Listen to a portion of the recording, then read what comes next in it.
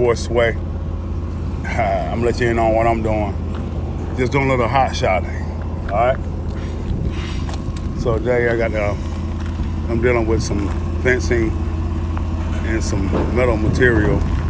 So I got to take 3 loads back to back to Dallas. This is my 1997 Ford F350.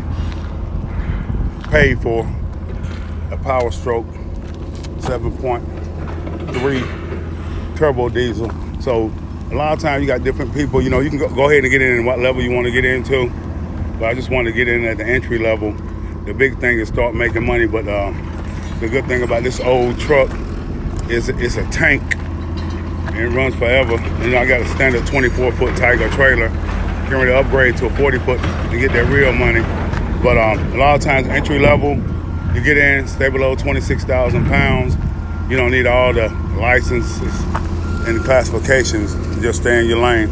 But I'm just gonna be making some simple hauls today.